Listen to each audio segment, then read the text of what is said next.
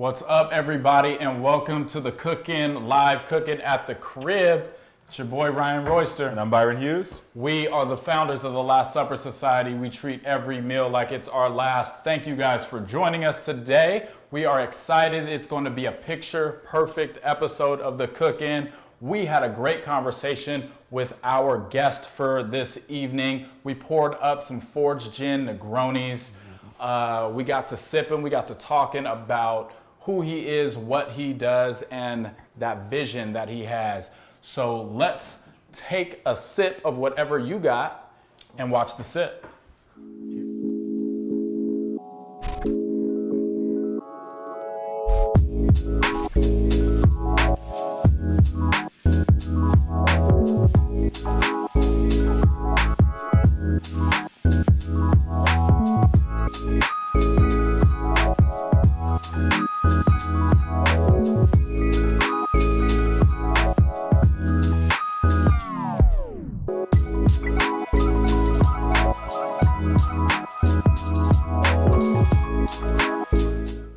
All right, Brandon, appreciate you chopping it up with us on the sip today. Tell us a little bit about who you are and what it is you do. It's a pleasure to be here. Thank you for having me. My name is Brandon Ruffin. I'm a photographer from Richmond. I'm based out of Oakland. I've been photographing people and really dealing with portraiture for about 8 years, and then photography in general for about 15. I also write screenplays and do some work on the film side as well. So just anything storytelling based is really where I find myself within my wheelhouse. It's what I love to do. Well, they say a picture speaks 1,000 words, and that's especially true with your work. Tell me how you take your work from just documenting people and actually telling human stories. It's really engaging with people in a genuine way. That's like my main principle with photography, especially is you're out doing any type of street photography, or when you're out on the street doing portraits with like anybody you don't know, or you're meeting people. Really coming into a genuine space and engaging with people to where you're giving a part of yourself and they're going to give a piece of themselves back, right? People are really good on picking up authenticity, and so for me, I think that's the biggest part of the whole equation. Is if you're coming in, you're being authentic, you're genuinely wanting to meet people and interact with people, it brings a sense of humanity to it. So from there, it's more than just documenting, but you're carrying these stories, you're extracting these stories and giving people an opportunity to talk about themselves and how they got where they're at, and why they are who they are. And it's a really beautiful way for us to figure out a lot of the similarities that we have and sort of inadvertently become this like global support group, right? Because we're able to realize through other people's experiences that people are going through or been through a lot of the same things that we have. And that could be really a strong reinforcement for when you're having your hard days, and also having people to share your successes and your joy with is also a very important aspect of it. Are there any portraits that you've taken that really stand out as super important to you, or work that you're really proud of? Yeah, absolutely. One of the most important portraits to me that I've taken is a portrait of my little sister. It was important when I took it because she was going through cancer treatment at the time, and then it was even more important when she passed in August, because it was this really I would say profound image of her that I created with her, because it shows a lot of strength and perseverance and beauty, with this young woman who was really struggling with a vicious disease. And so it was a reminder to me that it's important to capture, people because they're not around forever. My sister died at 32, from cancer. And so I could have kind of slacked and been keeping my interest in photographing elsewhere, but I always try to remember, that these people that are around me, these people that are important to me, are not fastened to this earth forever. And so, that image was always a big reminder of that to me. It's like one of the most precious possessions I have, is this photo of my little sister. Man, I appreciate your time. Thank you for rocking with us, for rocking with the Last Supper Society, for the sip. We can't wait to get in the kitchen with you, see what your skills are like there. But let's get a cheers, man. Thank you for sharing your story and your art with us. We appreciate you. Cheers, man. Cheers.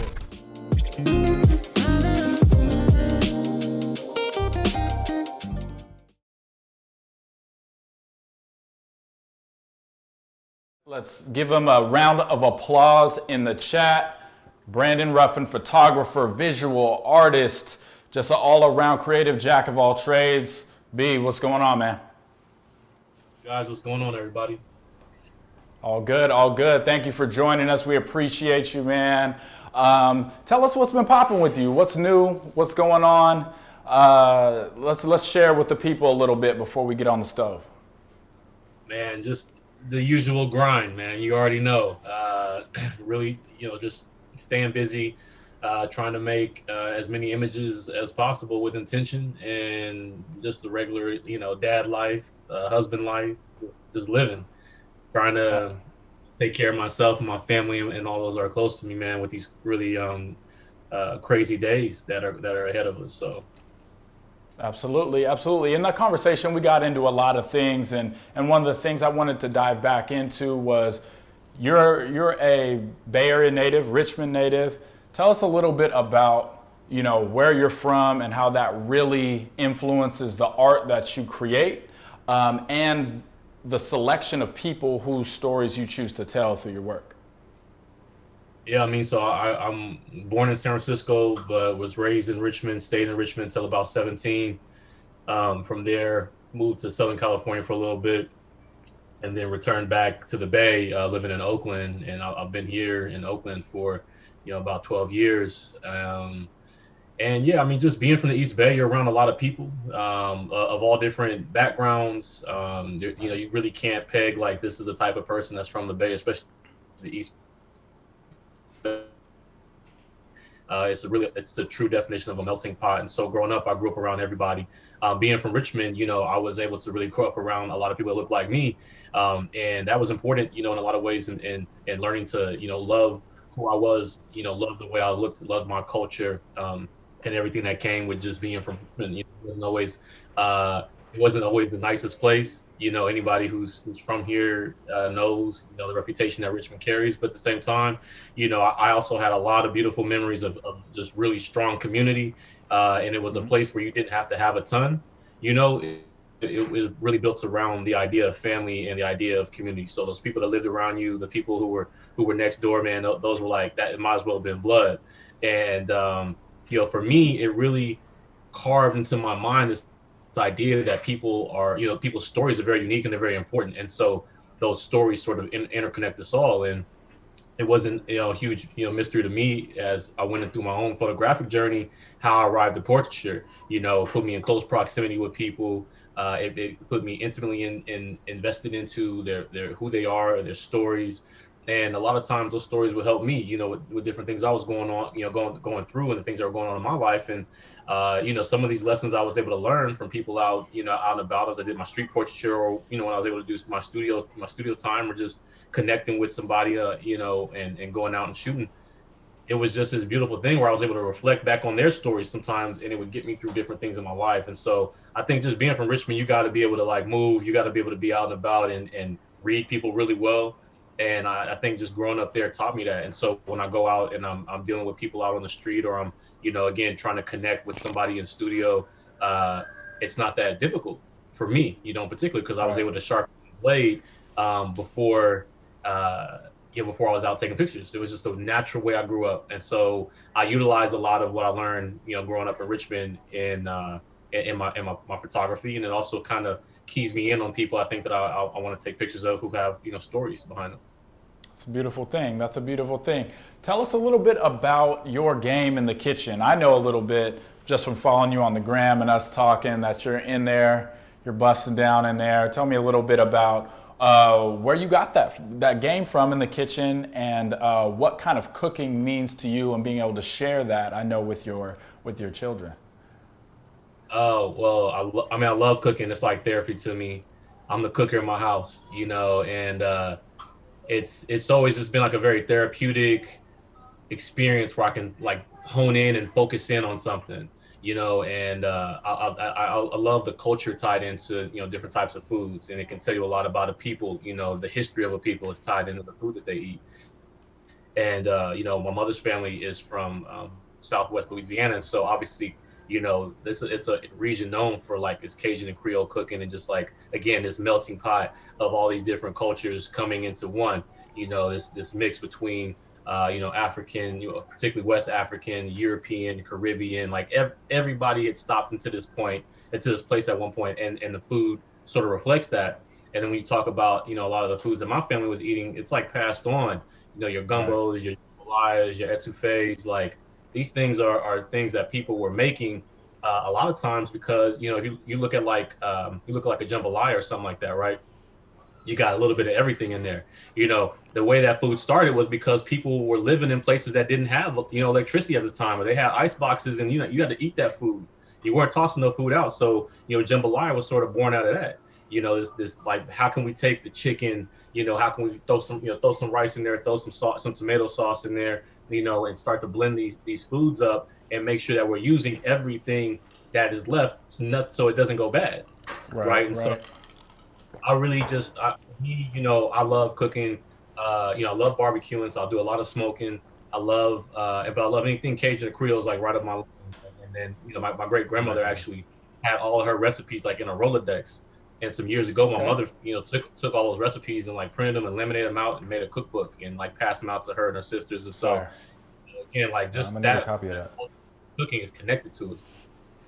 Dope. Well, we're about to put those skills to the test. Oh, yeah. So we're about to get to it. As always, I'm going to get out of the way. I'm going to leave it to Chef and B to get the pots and pans burning out here. I will be in the comments.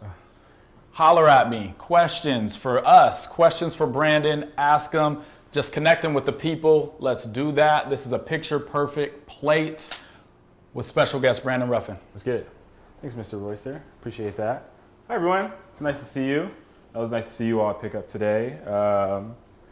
We are here again for episode 8 of The Cook-In. We are doing the picture-perfect plate with our good friend Brandon Ruffin. What's up, B? I didn't get a chance to really say what's up. What's poppin', brother? It's nice to see you again. And I'm so glad to hear that you have some skills in the kitchen, bro, because we're going to put them to the test today. This is definitely a technique-driven dish. If you look inside the bag that you got, there's not a lot of ingredients. The most of the work that we did was making that jus that's in there, which we'll get to in just a second, but there's not a lot of ingredients here. So we're going to be focusing on the techniques that we're using and just executing this the right way so that it can truly be a picture-perfect plate. So without further ado, I think we can get into this. The first thing I like to do is take inventory of what we got. And if you read the instructions, then you should know that your oven should be on 350 right now already. If it's not, you got some time, but get it on. And shame on you if you didn't read the instructions. What's in the bag? Let's go through it. So this chicken breast, it comes from Mary's Chicken, Petaluma, California. Free range, really happy chickens. Not much to say about that. But the special thing about this chicken breast is that it is a old school, very specific butcher cut of the chicken breast. It's called an airline cut. Once we get this bag open, I'll be able to show you a little bit better. But yeah, let's just talk about that later. Chicken. Number 2. Oh, whoops, I scrolled too many times. Potatoes. You got some Yukon Gold potatoes in there. Again, one of my favorite potatoes. I think I was talking about this last night, just like the delicata squash. I'm not sure if I'm just lazy or it's just actually really delicious, but these you can eat the skin on these. Yeah, you don't have to peel them. I think that's a little bit of my laziness in there, but not much to say there. Yukon Gold potatoes. We'll be turning those into hasselback potatoes. Hasselback potatoes, for those who are not initiated, is a dish from Sweden. It was invented by a trainee cook in Sweden at a restaurant called Hasselbacken. And that's where the name Hasselback potatoes comes from. We'll basically cut them really thin while leaving them fully intact to let all those flavors, that fat, that salt, those herbs, garlic, really get inside of the potato. It's really a beautiful presentation at the end too. I can't wait to get into that. What else we got? We got some garlic. Got a whole head. We're going to use this whole joint. We'll chop off that root end and roast it with our potatoes in a lot of oil, salt, thyme, and then we'll have this beautiful roasted garlic at the end. Thyme right here, a little bag of that stuff right there. Nothing much to say about that. Sage, you know what, guys? I didn't change that. We took sage off of the menu. Sage, it was just getting too Christmassy, too Thanksgiving-y. I apologize. I did not take that off the menu, but sage is not there. If you look in your bag, you won't find it. What else do we got? Winter vegetables. So our winter vegetables for today. 2 things here. We have a broccolini. Nothing crazy about that. You guys have all seen it. It's like a baby kind of broccoli situation. A lot of this stem is edible, so we'll save a good amount of it. Show you how to trim it up like we do in a restaurant to make it look pretty. Also, you have some of the jewels of this time of the year, the chanterelle mushrooms. These are wild, foraged. It's a very special product. I love using these during this time of the year. And with the black truffle jus, which I'll talk about in a second, they just go crazy. So can't wait to get into those. Last but not least, ooh, I have another potato in here. Look at that. 3. Oh, there's 4. Oh my goodness. You're finding potatoes, you guys, like Christmas. And also, I hope you guys all notice the new branding on the bag. Very proud about these stickers. I love them a lot. So get ready to be seeing those stickers a lot in the future. Yes, the branding is coming through. Thank you. Shameless plug is over. Throw that in the garbage. I suggest you keep those bags though, because probably one day they're going to be limited edition collector's items. So with the sticker on. Agreed. So Agreed. keep those bags, you guys. Last but not least, we have our black truffle jus. Basically what this is a demi-glace, which is a French, super classic French sauce, usually made from veal and beef bones. This is like a triple demi-glace though. This is made from both veal and beef. It also contains roasted chicken. So this is like gonna be some of the richest sauce that you've had in a long time, probably all year, honestly, if you haven't been out to a fine dining restaurant. This stuff takes days to make, of days and days of reducing, adding water, reducing, adding water, reducing, adding water. And it is just the craziest stuff. And so to make it even crazier, we mounted in some black truffles. So we have this nice black truffle aroma essence in this, and it's gonna play super nice with those mushrooms, as I said earlier. Okay, that's the ingredients. B, you ready? Yeah, let's do it. Let's get it. Before, one more thing we gotta talk about, guys, is the equipment that we're using. Nothing crazy. We need a heavy bottom pan, doesn't need a lid or anything. I'm using a cast iron. If you got one, whip it out. If your cast iron is not seasoned, you should season it before you cook with it. I had to season this one earlier because if you guys didn't notice, we are at Ryan's crib, and at Ryan's crib, the cast iron was not seasoned. So Everything's seasoned up. Everything I got is seasoned. So you need a seasoned cast iron. Let me see your cast iron, B. See, look at that. That's what we want to see, you guys. We want to see a nice, shiny, nice, fat-coated cast iron, not none of that dry stuff. I can that see you my may find at reflection your in friends' houses. his.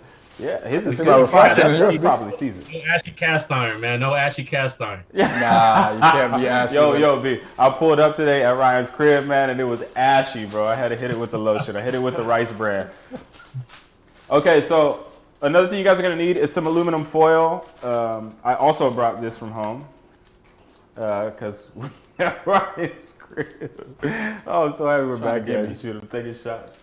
Taking shots, everybody. So we got some aluminum foil. I got, probably more than I'll need.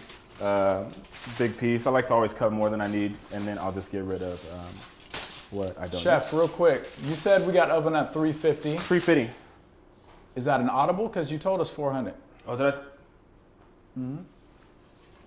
We're audible and back to the original instructions. Thank you guys for catching that. Shout out to the DPHOs 400. for catching us. We're going 400. Thank you guys. Thank you, Ryan. Thank you, comments. See, we're here together in the crib, you guys. This is a beautiful thing. You guys helping me out today. Awesome. Going back to our tools. So we got our aluminum foil. We need 2 kitchen tools with long round handles. So this is going to help us with the hasselback potato technique. Basically, here, can we get a little close up on this? We're going to use these sticks or tools or spoons or whatever you may have to stop our knife from hitting the cutting board. So what that'll do is it'll also stop the knife from going all the way through the potato. That's a little hack on the hasselback potatoes. If you don't have it, you're just going to have to exercise some excellent knife skills. It's not a big deal. I actually saw my sous chef, Matt Besa, cut this without the use of this, so it's possible, guys. But this is the easy mode way. That's why we need those two things. Again, if you don't have it, don't stress. It's all good. Another thing you'll need, a sheet pan. Big, small. I got 2 little ones over here. We'll use them for various things. That's about it, you guys. If you got all that stuff ready, I think we can get started to the cooking. We can get started. You ready, B? Are you officially ready? Is everybody officially ready? Comments, let me know. Are you guys ready? Can we get this thing started? So we are going to pull out our chicken. The first thing we need to do is get this chicken prepped up, seasoned up. So let's get it out. I got a plate to hold it on so it doesn't get all over the place. We got team no ashy cast irons in the comments. Thank you, guys. Love to hear it. Chicken's coming out. And we can really examine and inspect our chicken now and understand what an airline chicken breast is. I'm going to roll my sleeves up. Oh, you digging in? I'm getting in there. It's getting real. All right, guys. So airline chicken breast. So first of all, this chicken breast is both breasts still attached. This has been boned out. It's a split breast. Not much to say there. But what we can see if we turn on the other side, what makes it the airline is that first little winglet being attached. So let's prep these actually. Clear off my space here. This little potato guy. So we'll need to cut these into the 2 breasts, guys. So let's get them on our cutting board.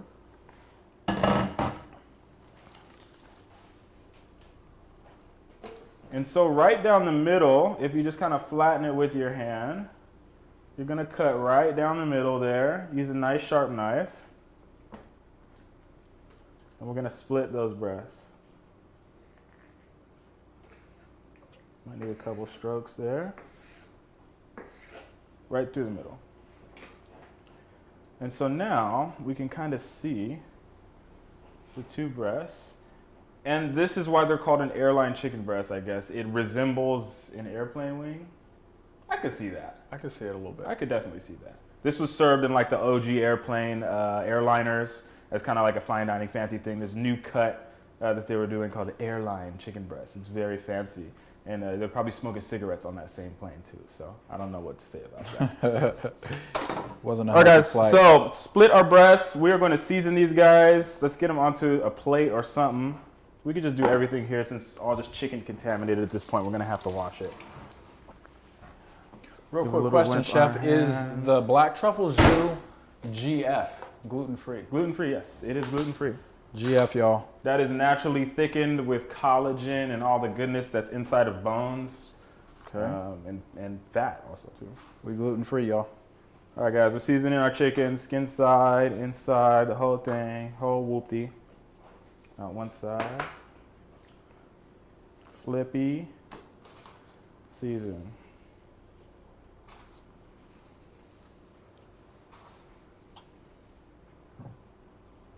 Beautiful. Chicken seasoned.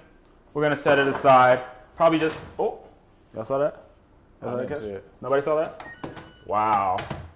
Oh, I see what you're doing. Ryan, you want to help me fix this picture real quick, brother? You got the Harriet Tubman slipping and sliding over. Got Mother Harriet falling down, my guy. I'll get it myself. Gotta respect. Here we go. Here we go.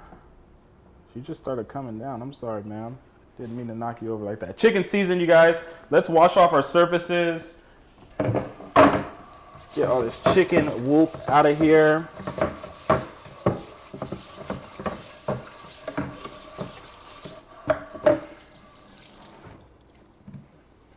All right. Ooh, shout out that Baker family wine. Shout out Baker Yes. Family Wine. Open that up, sip that. Yeah, if you just give the black truffle jus and the Baker Family Wine the walk-off red, if you sniff them side by side, it'll take you to another planet. Just transport you. It just transports you. It's Okay. crazy. It's crazy, y'all. Rich got shea and cocoa butter in his cast iron, never ashy. Wow. Hey, and cocoa butter, huh? Shea and cocoa Ooh. in the. All right. Okay, guys. So the next thing we're gonna do is work on our potatoes. These are probably gonna take the longest. So let's get this going. Yeah. Let's see here. So one at a time. knife. One at a time. We're gonna line our potato up. Sorry, B, if you can't see this. I know your angle's a little bit different than everybody else's. Oh, good. Line our potato up. And so we don't want to start at the very end. I'm gonna start maybe, a little bit into the potato. Okay, and we're just gonna take nice slow cuts down. Now until you get to the middle, you probably won't be able to hit the bottom of those, or hit the bottom and hit those tools. And this is called Hasselhoffing? Yeah. We're- We're Hasselhoffing these potatoes. That's what's All right, up. check me out, guys. Look at this. Nice and slow. Like Ursher, Raymond. Boom. And I'm just taking my time with it. Now, if your knife is not laser sharp like mine, shame on you. Go get a new knife. But at this moment, don't worry about getting the cuts so close together. They don't have to be as close as mine are. As long as you get, you want to just cut down the entire length of the potato and just make sure it's opening up, get some open up in there. Get some open up. Get some open up in there. Now that I've got the hard part done, I'm gonna go on the edges and just lob off a little bit of each edge. It'll be nice for presentation. And that's it. You guys thought I messed up when I cut that edge off. I was ahead. I was thinking ahead. You good, bro. You're a future thinker. Okay, let's do another one, guys. Starting in on the potato a little bit. All the way down. Whoops. All the way down. All the way down. And notice my stance right here, okay? It's a b-boy I stance. got knees bent. Nice firm grip on the knife. Elbows at this angle, whatever angle that is. You gotta Eyes get focused here, guys. Even me, I'm doing it like this, okay? So just take your time. in your b-boy stance for this. All right. Is there any way we can get a picture of David Hasselhoff on screen during this? Just for added. Just I was also thinking about Hasselblad cameras. Ooh, that is. Oh, but your boy, I know Brandon does. Brandon knows. You got any what of that those, is. B? Fuji cameras only. Nah, how's Fuji only. Team Fuji, man. You can't Fuji messing only. up the money. I got you, bro. I got you. Hey, everybody knows Hasselhoff something cameras about over here. They cost you the same price as a new Lexus or something like that, man. They're expensive. All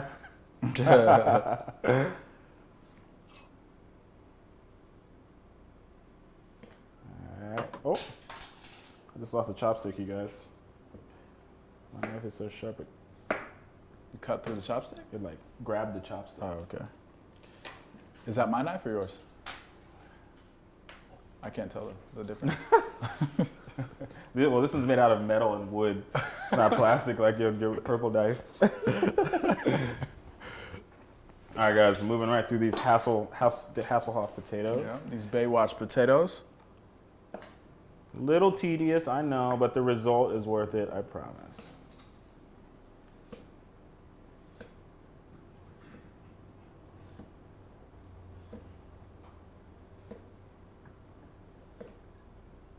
I'm gonna leave this one intact. I'm not gonna cut the edges off. And I'm just throwing stuff on the ground today. What is going on here? I'm gonna leave one of these little potato ends in there as well. Okay, guys. Everybody with me? Got our potatoes Hasselback Mountain. Wow. Oh, it's gonna keep on happening. I already know.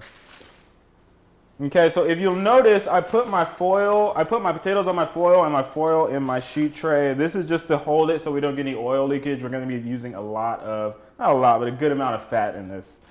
So we don't want it to be leaking all over our oven, guys.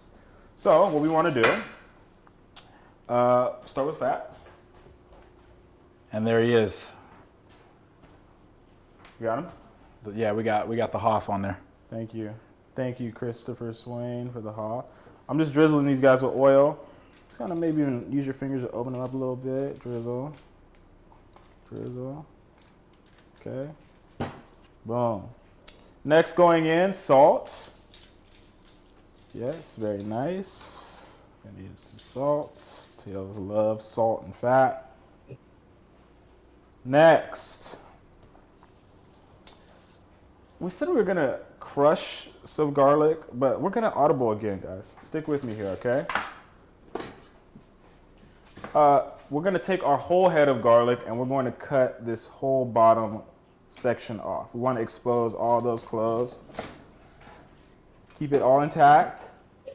Okay, just cut that root end right off. As a matter of fact, give that a little drizzle of oil too. Okay, that one goes in with the potatoes. Same with the edge. Boom. Lastly, thyme. Time. Couple sprigs. There's already a lot of thyme in this dish, but use some restraint here, you guys. All right, beautiful. Maybe one more drizzle of oil just to be good measure. Okay. So next, I'm gonna wrap them up.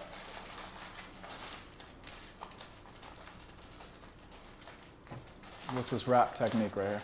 This is just like a little crimp situation. Okay. I might need a little bit of extra slack on there. Might have misjudged my size a little bit. Let's get let's explain the garlic real quick. We cut off the bottom. Yeah, so the garlic is bulb. Root is here.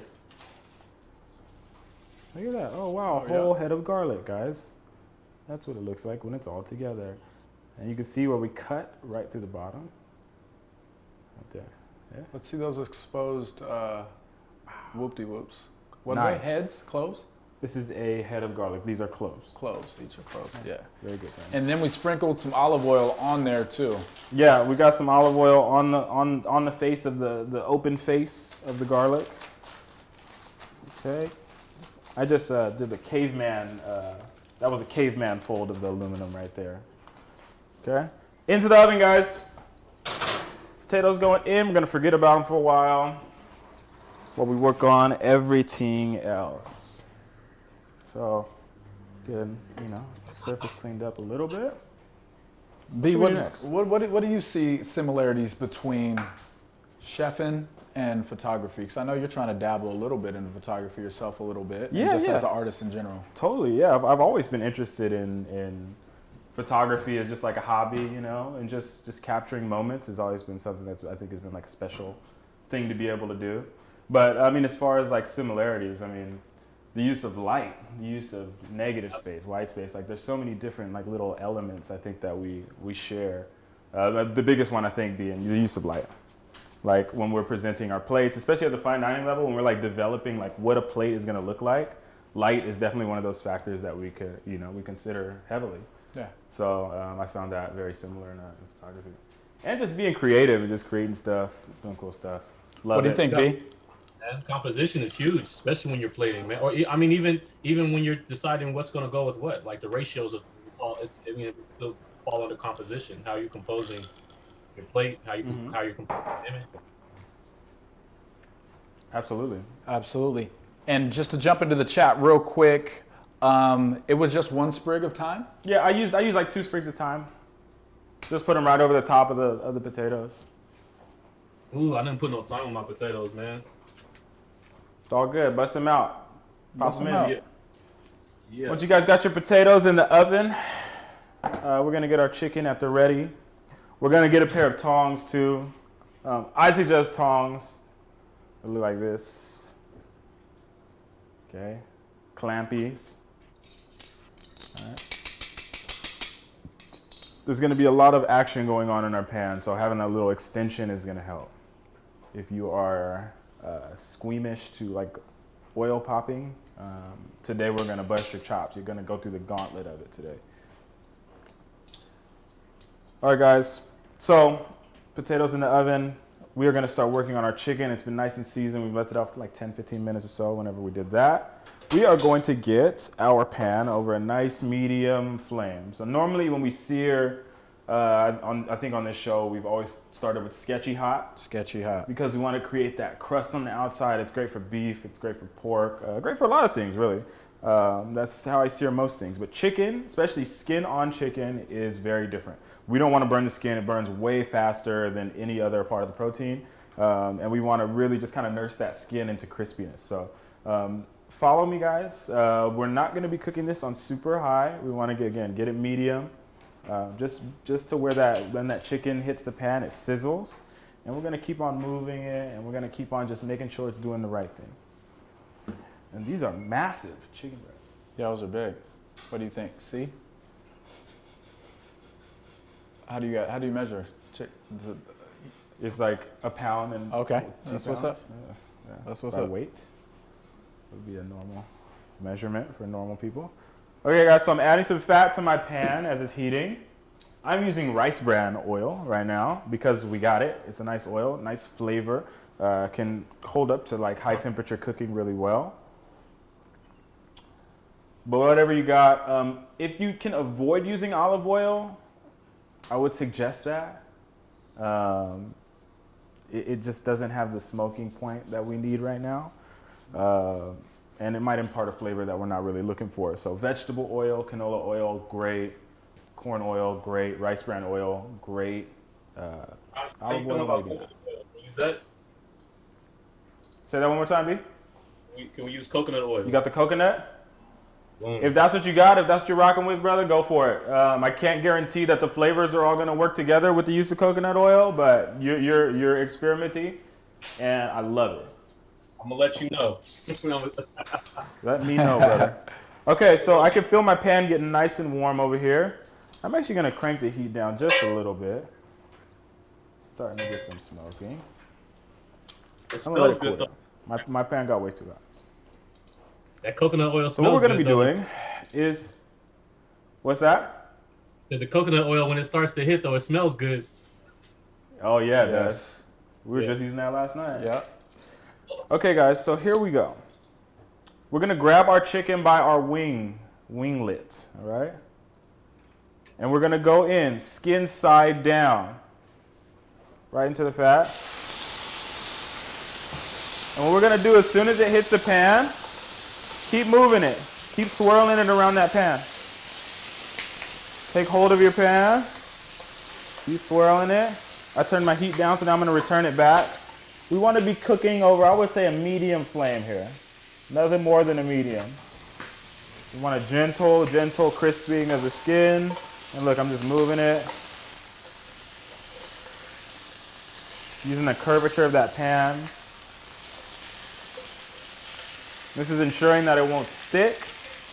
Making sure our fat's nice and distributed across all that skin. Finding where that hot spot is at too. You'll find out where your hot spot's at. Okay. All right, I'm happy with that. So now I'm pretty confident that it's not going to stick. And I can kind of monitor my pan temperature a little bit better. Going to turn the heat back up because remember, guys, when we put colder things in a hot pan, it's going to drop the temperature of the pan. And that could cause a lot of different things to happen. So let's make sure that we're giving our pan some time to recuperate on the heat scale, temperature scale. We're just letting it take it easy, I got a question for you, Chef. Answer. When I sear something, Yeah. Ooh, this got I a little always wet on me. pat it dry. This one got a little wet on me. I always Yes. pat it super dry. Yes. Is that something, is that necessary? Yes. It is absolutely necessary. Absolutely necessary. And a step that I definitely just skipped, you guys. Okay. Thank you, Ryan. You're welcome. And if you guys have any questions in there, feel free to ask. If you didn't pat your skin dry, it's totally fine. It's going to take a little bit more time for it to crisp up. But it definitely helps up in the crisping process, for sure. Yeah, I'm happy that you know this. Yeah. Okay, the pan's getting a little hot. And we got a question from Miss Mosley in the chat. She That's said good. no pepper. And if you watch the show and you know B, I've never seen the pepper come out. Black pepper is such a strong flavor that I avoid using it a lot. I don't think that it goes hand in hand with with salt like that. I really don't. S&P, I don't know. I don't know, guys. I don't know if I'm convinced. Okay, second breast went in. Again, I'm just gonna move it. My pan's getting really hot over this burner because I can barely control the heat. That's okay. We throw the If second you're using breast a in? cast iron, if it's starting to get real hot like mine, you could literally just turn the heat off. That's why we use a cast iron, because it carries over the temperature really well, okay? So if it starts to get really hot, you start to smell it kind of burn, turn the heat off completely, and just keep moving it around. Keep moving it. Keep moving it. These tongs are really good. Awesome for this job. Making sure we got enough fat in our pan. And this is about the volume that we want to hear. Can you guys hear that? It shouldn't be popping or spitting at you. You shouldn't be seeing a lot of smoke coming off the pan. We want to gently, gently, gently nurse these up to crispiness.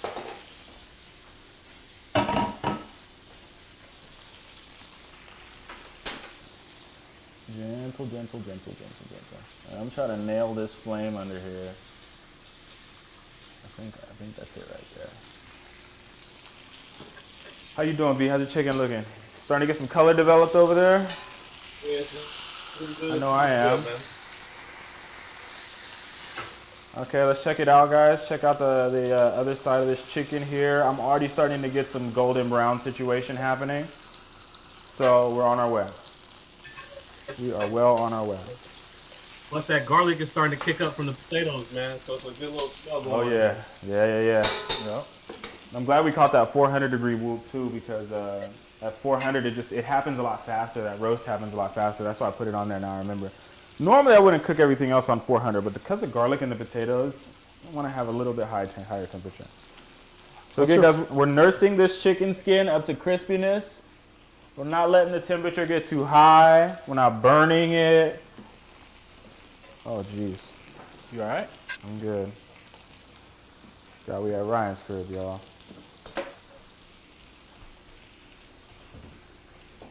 Thank you, Chris. Chris is coming in with the assist. What are we sipping on? What are you guys sipping on out there? Yeah, let us know in the chat. I know we got some Baker family wines in there. I know some of our Oakland folks got the pull up from Alkali Rye. We've got some green tea and sparkling mandarin juice right here. What was the other bottle you brought? Or what did you bring? Oh, what you got? You got the Uncle Nearest? Oh, you know, Is that what you got over there? Yeah. Okay, I got the Fords. Oh, I got the Fords gin. That's pretty. Oh, that's pretty. yes, there it is. Oh, There it is. There it is. Oh yeah, that's the good stuff. Love that stuff. That's the good stuff. I do miss it. I'm doing a little dry January thing right now, so if there's anything that I do miss, it's Ford gin. How do you feel about white pepper? White pepper, same thing. These are like pepper. Think about it, guys. When you think about if you ate a peppercorn, your mouth, your whole system is gonna go, whoa, what am I eating? This is really strong. This is a crazy flavor. Like salt doesn't have crazy flavor like that. That's why we use it so often. Black pepper is a specific flavor. I like it. What do I like it on?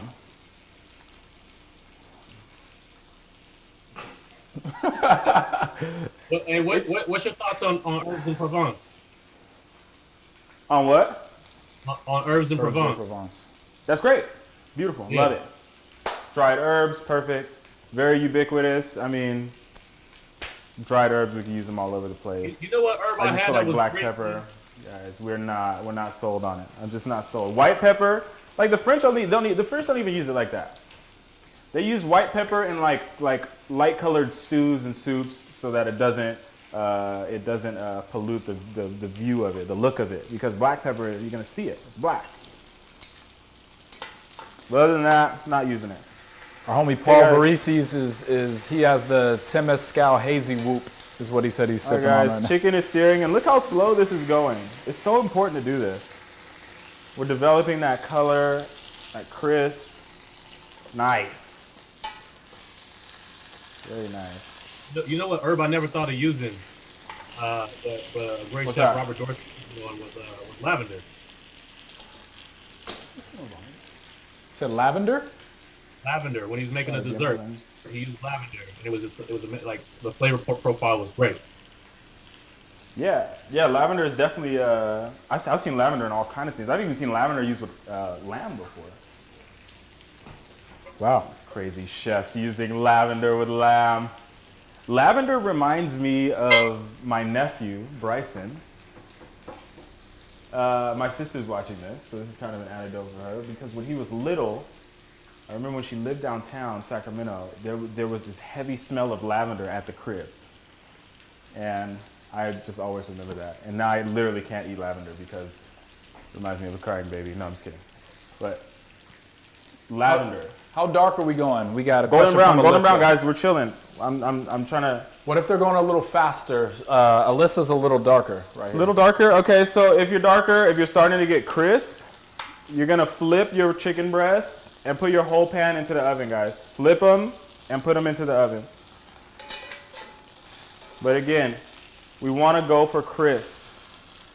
Golden, brown. Crisp is texture, right? We wanna be able to feel it before it even goes into the oven. And I'm just about there. The other reason why we're not cooking this on super high is because this is a chicken breast. Like a lot of the time when I've been served chicken breast, it's very dry. It gets very dry very easily. It's because of how it's cooked. It's probably cooked too fast, too hot, just not right. And probably over a stove too. So let's keep that temperature down. We don't want the protein structure to change. We don't want it to get tough on us and start weeping out a lot of the liquid that keeps it nice and moist and juicy. Moist and juicy. Okay. So I'm pretty happy with this so far, you guys. Nice and golden brown on the skin. Let me see your golden brown, B. What was that, B? Will we be throwing any oil in over the top of the chicken, or just leave it like it is? Nope, just leave it like it is. We're gonna roast it now. So we're going directly into the oven, just like so. Smell that garlic and those potatoes. Nice. The hard part is done, you guys. If you crisped up your skin, if you got some nice golden brown skin, you've done the hard part already. Okay, so what have we done so far? We Hasselhoffed the potatoes. Hasselhoff the potatoes. We seasoned them with salt, fat, thyme. We added in a whole head of garlic. We cut off the bottom, the root part of the garlic, to expose the cloves at the bottom. Drizzled some oil on that as well. Into foil, wrapped it up, caveman style, put it on a sheet pan, put it in a 400-degree oven. Potatoes, done. Chicken, we seasoned it. Before we even started the potatoes, we seasoned our chicken. Plenty of salt each side. Turned it over, patted it dry on the skin side. Okay, patted it dry, you guys, very important. And then we started to gently sear that chicken skin and crisp it up. I think that was probably, what, good 10 to 15 minutes? What do you think? We were just on the stove right there. It's just important to go slow at that process because we want to develop the crisp, we want to develop the color. It doesn't, like I said, chicken skin burns super fast, so we want to take our time with that. So we crisped up our chicken, flipped it, put it in the oven. And now our hands are free to do other stuff. Hands free. We're waiting for our protein to finish. We're waiting for our potatoes to cook through. We can take our time with doing this knife work. So I will grab a knife, you guys. We can work with our broccoli. That leany. Your sister remembers that story, by the way. She can't stand lavender either. Okay, so we're working with our broccoli, you guys. While it's still rubber banded, I chopped off about an inch and a half of the stalk. This stuff has gone dry. It's like, you can see it's like woodsy. It's not really good eating, so we get rid of that stuff. Next, we can remove our rubber bands. And like I said, guys, we're audible in today. Instructions are loose. More of a guide. More of a guide. Let's say you weren't cooking along with me today, it would be a perfect guide for you to use. But we're in the crib and we're doing it Byron style, okay? But if you were following the instructions or skipping ahead and they threw broccolini in the oven, the pan with the chicken, and it's totally fine. It's totally fine. But we're audibling for the live version, you guys. This is how we're gonna do it. Okay, here we go. So we got our broccolini root ends removed. Now we're going to, at a very sharp angle on the stem, just give it one cut, and you're left with this like kind of sharp, nice, beautiful guy. Can you see that? Can you see that, B? Sharp No, but angle. okay, yeah. Yeah. So let's look at this. So if our broccolini is here, I would say like a 45-degree angle on there. Okay. Let's go with 45. 45 from the corner. Oh, nice. On each stem, right? Yes, sir. We're just kind of making them look pretty.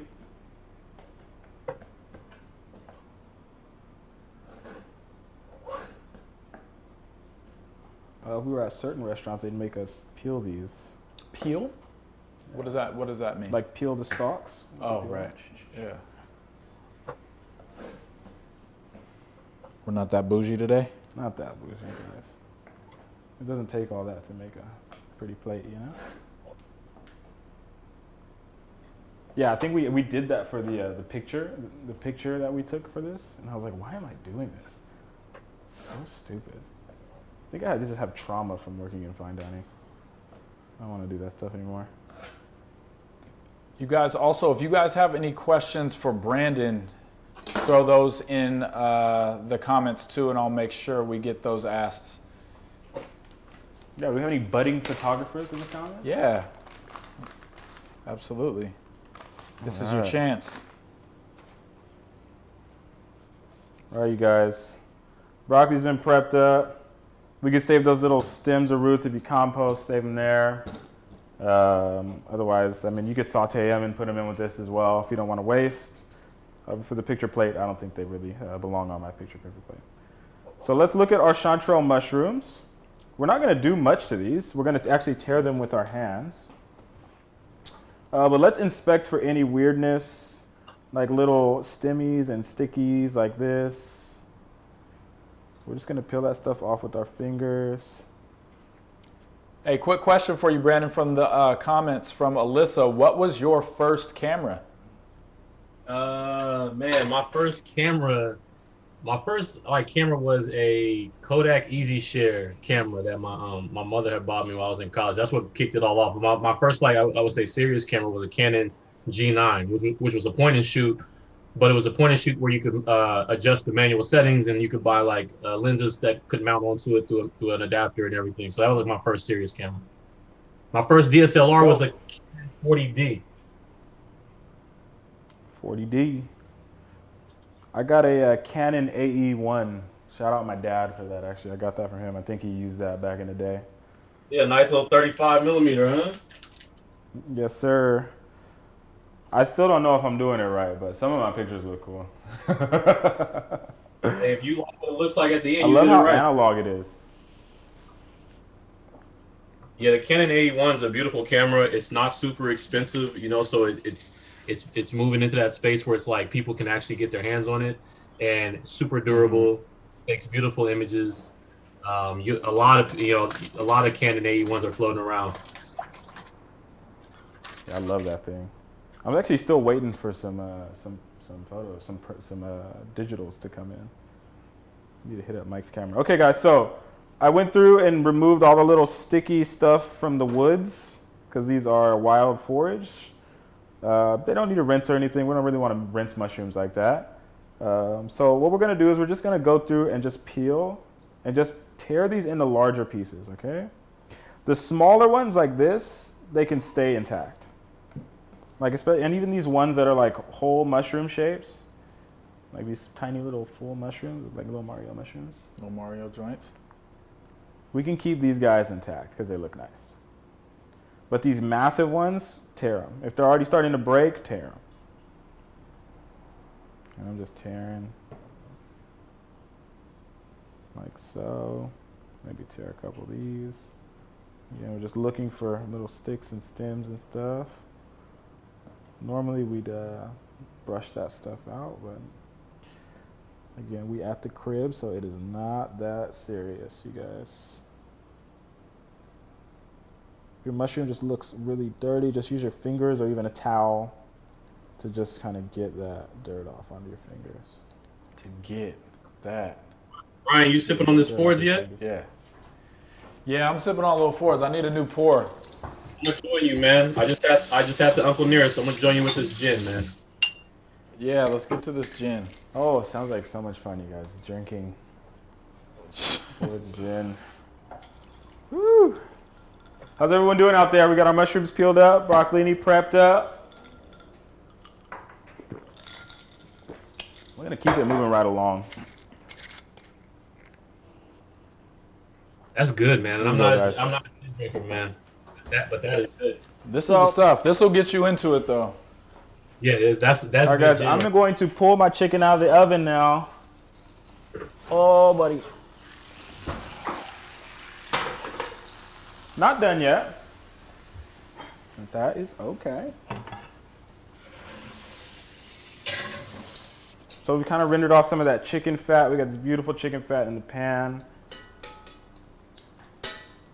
We're going to take those out for just a second. Set them aside. Get our pan nice and hot again.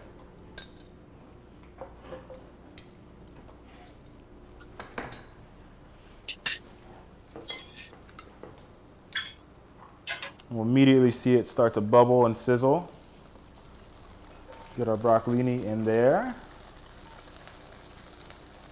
Nice. Maybe a little sprinkle of salt here. Season those guys. Oh, that's getting pretty hot there. Okay. You said we throw broccoli in there, right? Toss my mushrooms in too, guys. Mushrooms going in as well. We need to work quickly here. Mushrooms went in. Chicken going right back in over the top.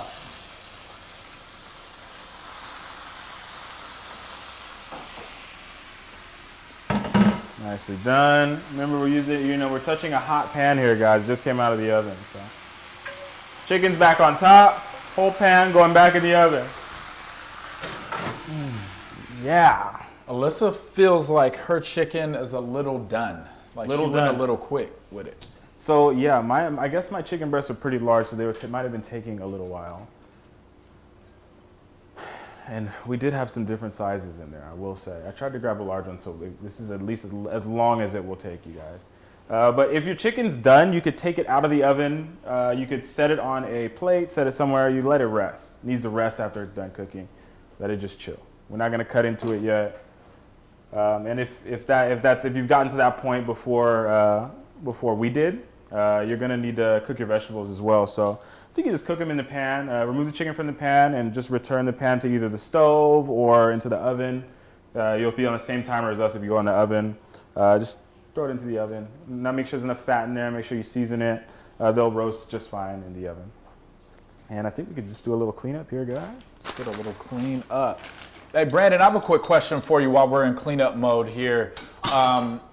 I know that you are extremely active from a social justice standpoint, and as an artist, specifically with portraiture, how can you use your art and your work to engage in those conversations? Well, I mean, I think off a jump, like obviously there's the work that I've done at the different protests, especially here in Oakland, a city that has sort of like formed what is the modern day protest here in Oakland. So a lot of that work I think is directly translates into that movement and the social justice movement. But I like to always talk to people about implicit bias, right? These things that we all carry inside of ourselves of what we think about other people, especially as we don't know a lot about them or if we don't know a lot about their culture or who they are. And portraiture, I found from what has been told to me, right? So when people ask me questions, when they hit my DMs or when I talk to people in person or at workshops or lectures, whatever it is, people are able to get intimately close to other people who they may never come in contact with outside of a picture and a story.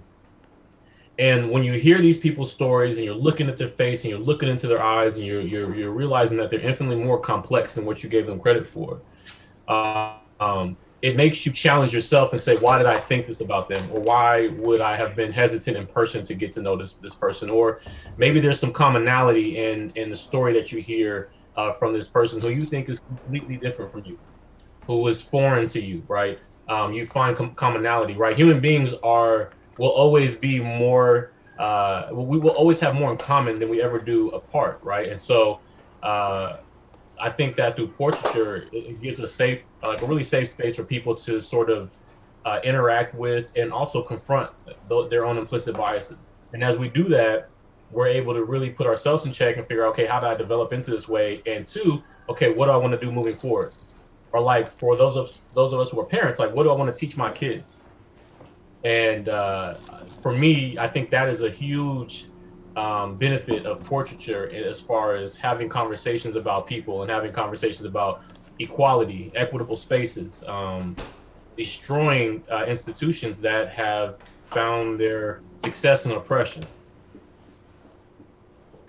Right. That's big. That's big. We got another question that just jumped in the comments. Do you use Photoshop? Yes. I use a mixture of things. Like sometimes, like my Photoshop experience can just be like importing a raw image in the camera raw, editing it and being done, all the way to full out retouching. I use a lot of Lightroom, and I also use a lot of Luminar now. It's something I've started to play with. There's a lot of cool stuff coming up in like different camera apps. I mean, everybody's using like the mobile software editing stuff, all the way from like Snapseed to Lightroom to Visco to Google Photos, like even Apple. Like all these companies have their own software to edit now, and so really like the power of manipulating your photo to your particular aesthetic is like always in your hand. You know, I've been using Photoshop since like 95, 96 when I was a little kid. Like I was a little kid. My dad got a version of it, and that's like what got me into the hop, skip, and jump into photography eventually, because I was already familiar with Photoshop because I had been using it for so long, since I was like in 5th grade.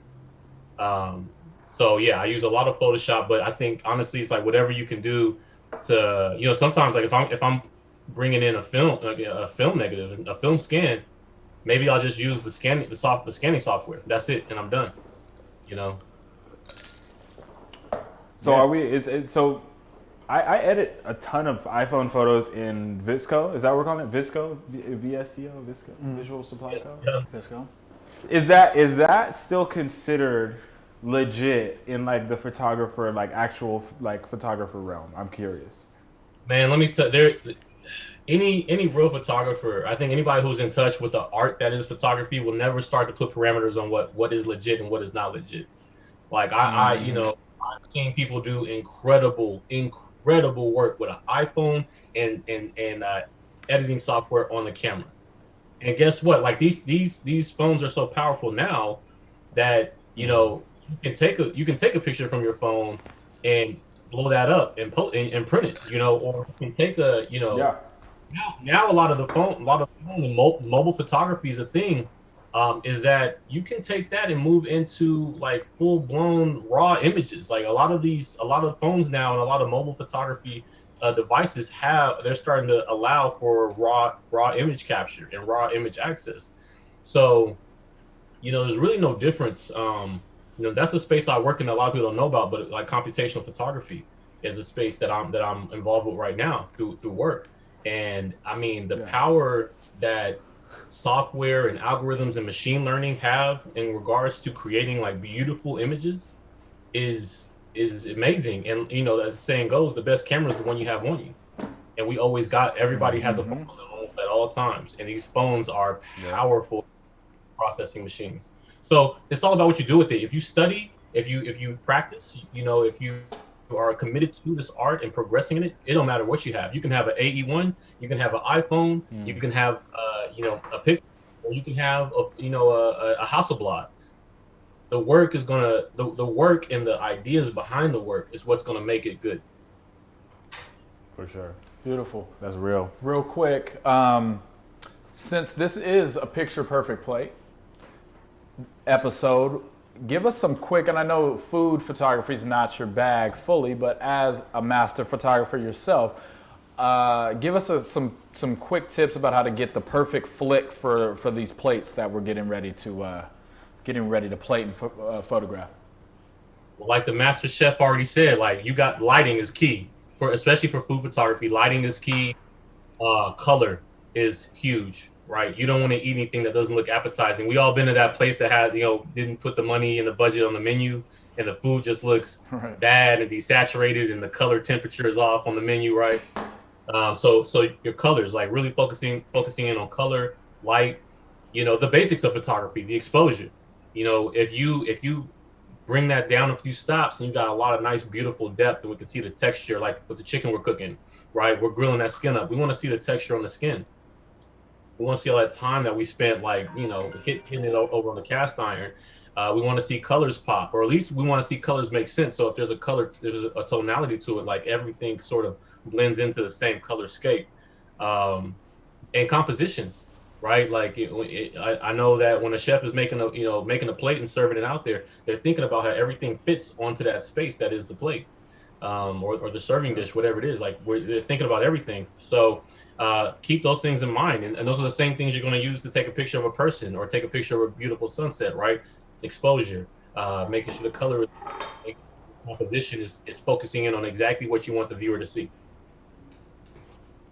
Awesome. I love that. We got, what do we got from Ted right here? We have, fun fact, you can use your headphones volume button to take pics on an iPhone. Thank you, Ted. Learned something new from Ted. Wow, I did not know that at all.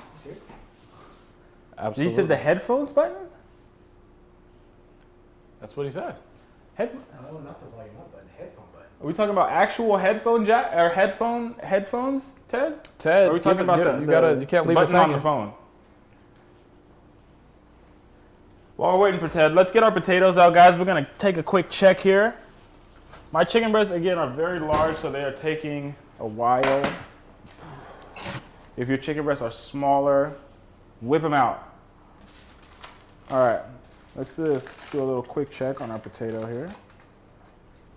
What are we checking for? We're checking for doneness. The goal here was to cook them through, get some of that aroma and season them. But really, the crisping part happens after. So let's check and see if they're all the way done. We can use a butter knife and just kind of stick it right in the middle. You'll already start to see if they're finished. They'll be soft, but you can stick it right in the middle. Leave it for a second and then bring it out. Put it on the back of your hand. If it's hot, it's ready. That was hot. That's a good way to check though, guys. Touch, warm, hot, good. Another thing we can get out of here is our garlic. We got this beautiful roasted garlic now. Oh yes. So I'm just using my fingers, guys. Don't do this. It's hot. Are you saying hot or hoth? Hot. It's hot, you guys. It's hot. We're gonna let our potatoes chill out, let our garlic chill out for a little bit. Let's also check my chicken. Checking chicken. Looking nice on the outside, but how is it looking on the inside? So what I'm doing is I'm kind of just touching and checking for firmness. We don't have to worry about it being too dry because we're cooking it in the oven. We're not cooking it over a super intense heat source. So chances are it's going to stay pretty moist. Okay, so don't worry about that. We are looking for crisp, nice crispy skin happening there. And what I'll do is, I said to use a cake tester in the instructions. And that was stupid because not everyone has a freaking cake tester. But the way we can check is just with the tip of our knife, we're gonna go into the thickest part of the chicken breast, just like we did with the potato. Just stick it in, let it hang for a second, and then pull it out and touch it on your hand. Is it warm? Is it hot? Is it cold? If it's hot, the chicken is ready. If it's warm, it's questionable. look at the juices that are flowing out of that cut that you just made. If it's clear and there's no bloodiness, then it's likely ready. We're also going to let these rest for a couple minutes here before we cut into them, which will also, you know, they're still cooking on the board up here. So just keep that in mind, guys. Okay. So before we get to our veg and our sauce, I want to crisp up my potatoes as well. So I'm going to pop those back into the oven. They have been uncovered. Oh, whoops, sorry. So we're going uncovered potatoes back in the oven. Yeah, uncovered potatoes. Keep your garlic out, guys. Sorry. Uncovered potatoes. We're going to crisp those up in the oven. Nice. Real quick, because that went a little quick. We have garlic removed. We have chicken removed. Chicken removed, garlic removed. Okay. Open the potatoes, put them back in the oven. We're going to crisp them. So our veg is looking pretty good here. I'm going to remove it from the pan. I'm going to set this aside for later. It's just been bathing in that chicken fat, which is an amazing thing. But our mushrooms out I feel here. like that's as something well. you would do yourself if you could. If there was an option for bathing in chicken fat, I probably would pay some good coin for that, y'all. I missed this step. What are we doing with that? We're gonna throw that in the oven as well. So we're taking the veg out. We're just holding it onto the side. Pretty much everything is out of the pan. Chicken's out. It's resting. We'll cut into it later. Vegetables are out.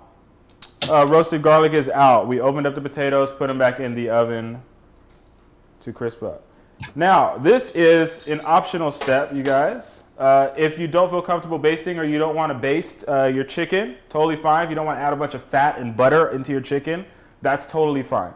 I do. So I'm going to baste the crap out of my chicken. Again, this is not a necessary step. I don't want you to feel like you have to do this. But if you want to achieve maximum deliciousness and just disgusting humanness, we're going to go ahead with the baste, guys. So, if you're with me, for our baste, if you're not basting, just chill. Just wait. I will give you the cue on when you will join back in if you're not basting. But if you are basting, we're going to need some butter, an inhumane amount. Okay, so we're very, very disgusting on the amount of butter that we have. I would say I've got, Looks like half a stick. like quarter stick, Third stick. quarter to a third stick. I'm gonna get my pan back over the heat. Return my chicken to the pan, skin side up. What's our heat at? Heat is at high right now. Skin side up, y'all. Skin side up, y'all. So we're gonna get our pan nice and hot. We're gonna grab a nice spoon. A nice medium-sized spoon. I grab my chefy spoon. It's a pretty big spoon here. Butter's gonna go in. This happens fast, guys. Butter's going in. Gonna squeeze out some of that roasted garlic directly into the butter. Beautiful. And where's the rest of my time at? Did we lose that? Nope.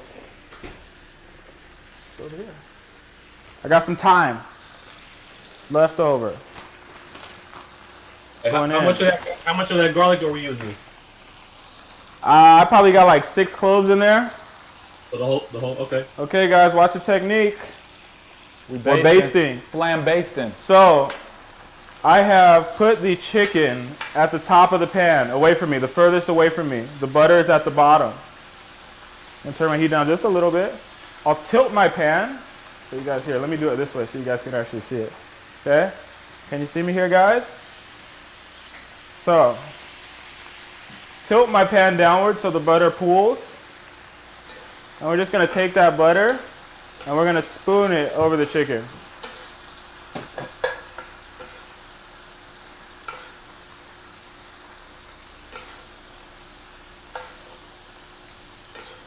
Let that stuff just glaze and baste. Butter didn't have a ton of fat, that's okay.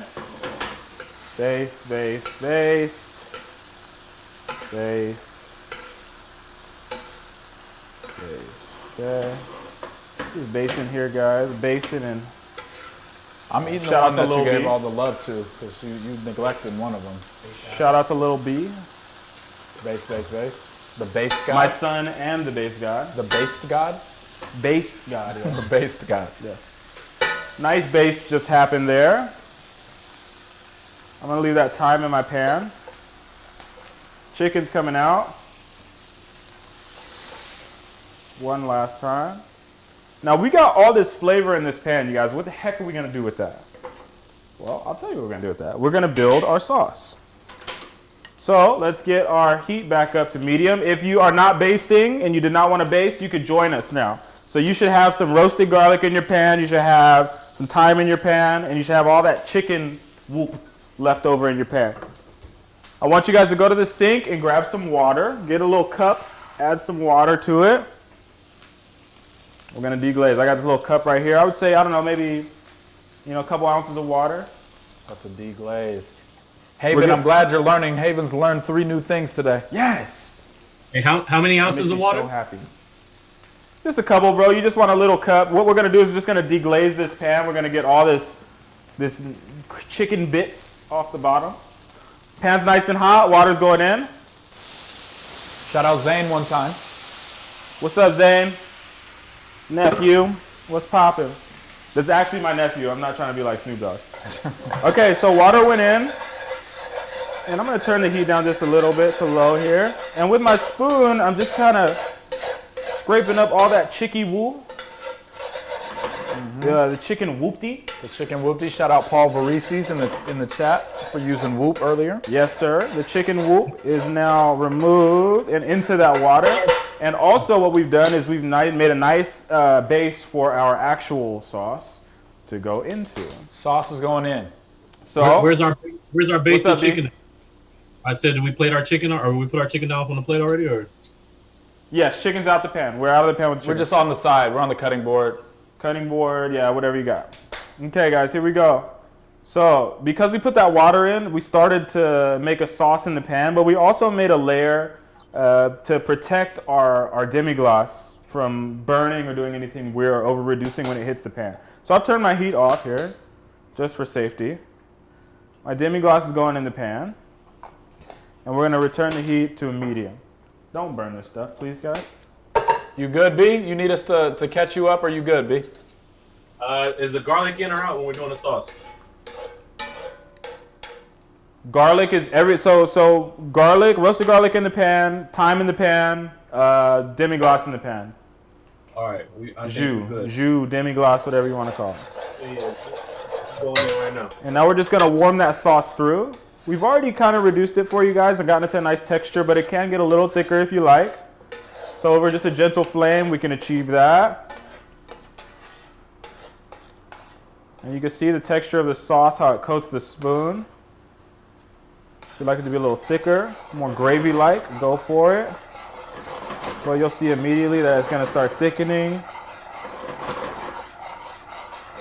I'm just stirring, moving it. And for me, that's good. That texture is nice. Got a nice thickness to it, but not too thick. Coats the back of the spoon. Isn't too glossy or anything weird like that. Once my sauce is correct, I can go back in with my mushroom.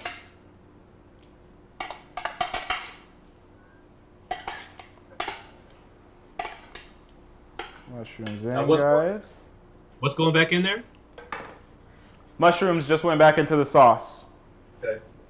Once it's at the texture you want it at. Yeah, once you get it nice and thick and hot, really what we're doing is heating it. If you don't, and we need to season it too, but we haven't gotten there yet.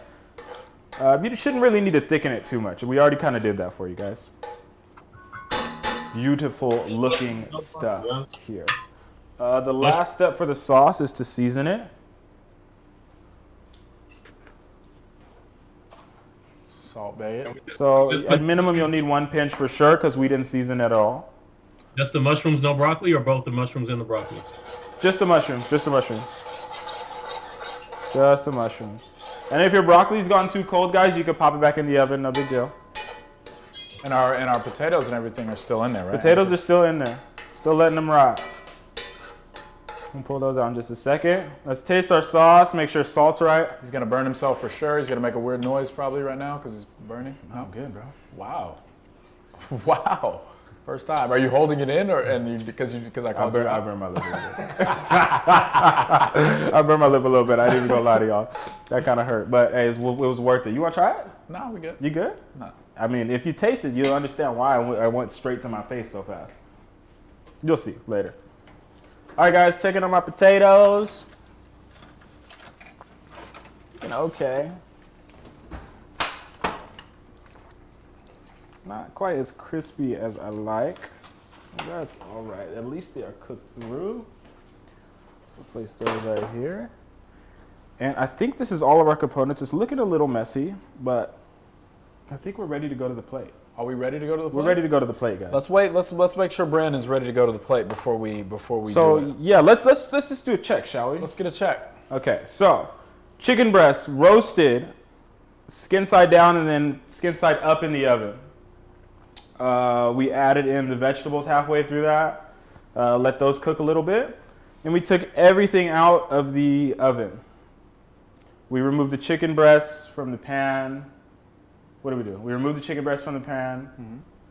No, we basted it. We basted the chicken breast, butter, garlic, thyme.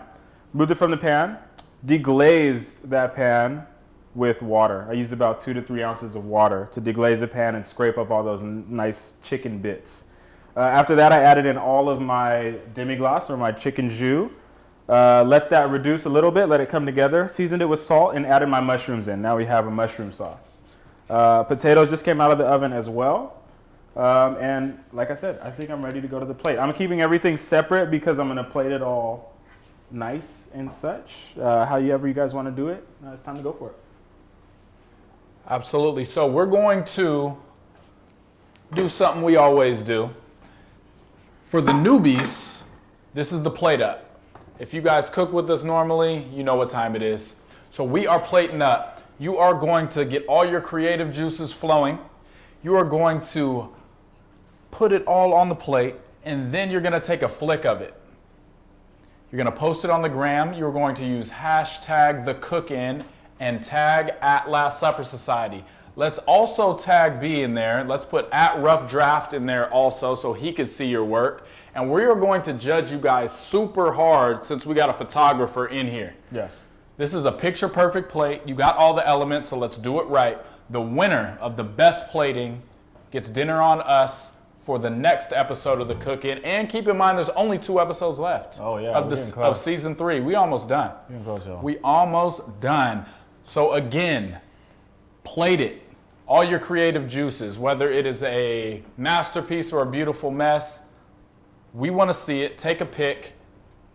Hashtag the Cook-In at Last Supper Society. May the best man or woman win. Chicken just juicy. Look at that. Look at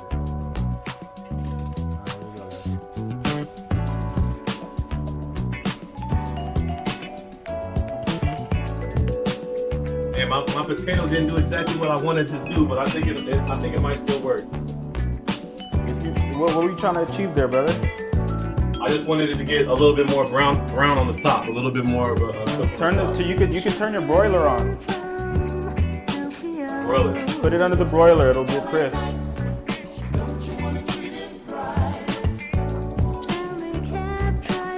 We want to see you get picture perfect with it.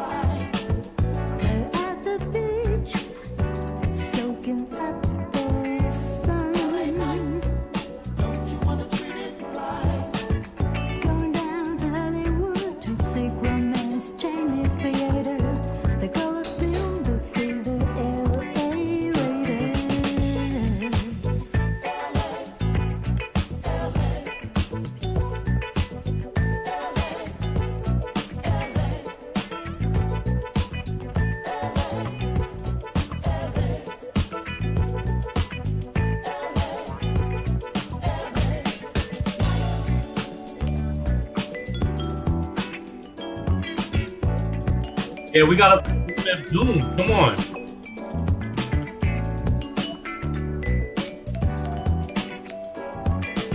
Yeah, man. Throw some little caps on there, man.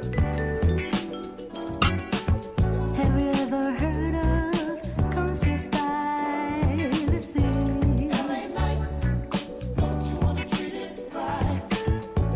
Listening to Yeah, put that stiff like Freudian. makes me feel free.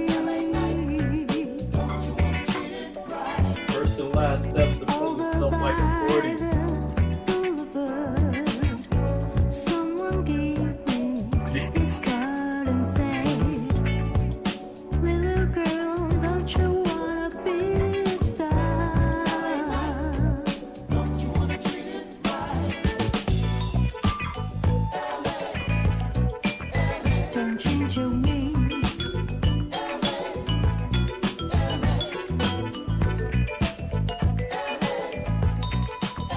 Don't change your name. And don't forget about this roasted garlic, you guys. This stuff is gold.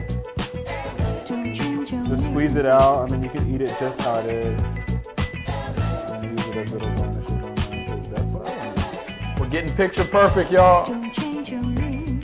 Really, what picture perfect means is just taking your time, doing the most. Is it right? Should I say? Let's do it.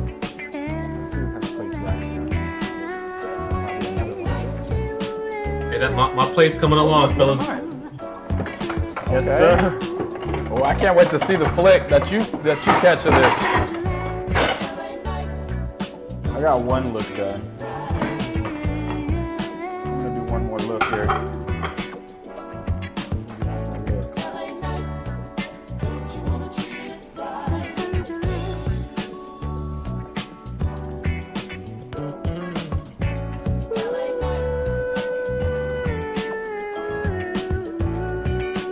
Post it on the gram, y'all. We can't wait to see it. We know it's gonna be beautiful.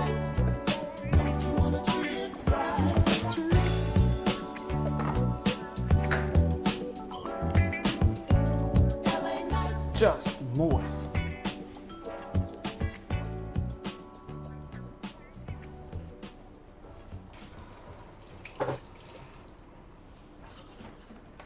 Glitter. For half of his things to take him out the picture. The other half is rich and it don't mean Rest in shit. peace, to Doom. Feeling a mixture between both with a twist of liquor, chasing with more beer. Tasting like truth for dear. When he at the mic, it's like the place get like, oh yeah. It's like they know what's about to happen. Just keep your eye out like I capping. Is he still a fly guy clapping if nobody ain't hear it? And can they testify from in the spirit?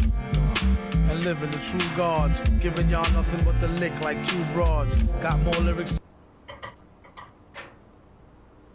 Oh.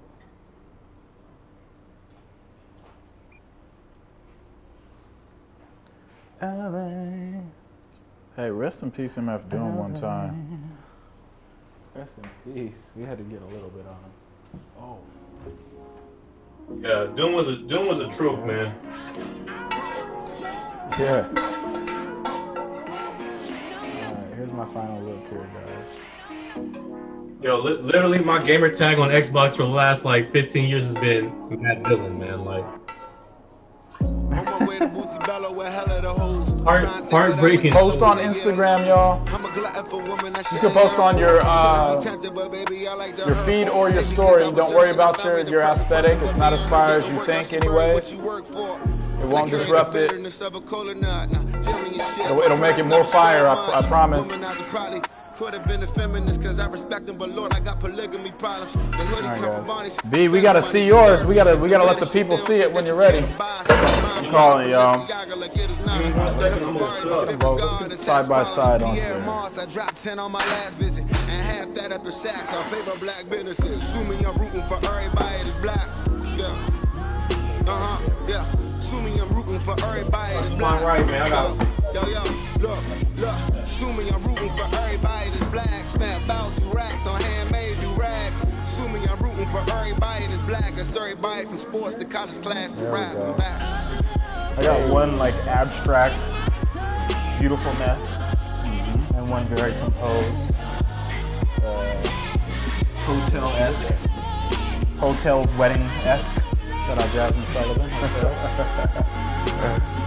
Yes, sir. Hold up, yo, people.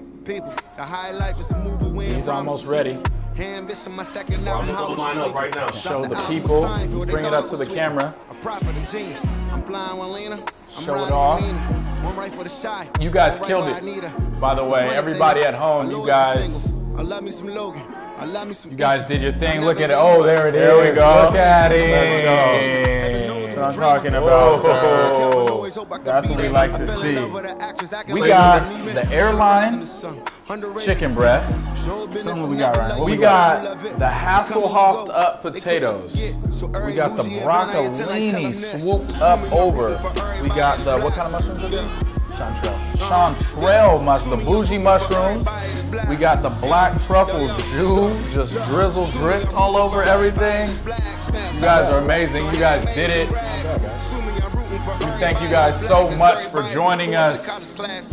Thank you guys for all the great questions for Brandon. He has a wealth of knowledge that we tapped into. That was only scratching the surface. Our conversation with him was amazing. Shout out to Brandon Ruffin. Shout out to Forge Gin, now and always. Shout out to you guys. Happy birthday, MLK. Man. Happy birthday, Sade. Happy birthday, Sade Adu and Aaliyah. Man, you got anything for the people, B, before we get out of here? And just a salute. Cheers to y'all. Cheers to everybody.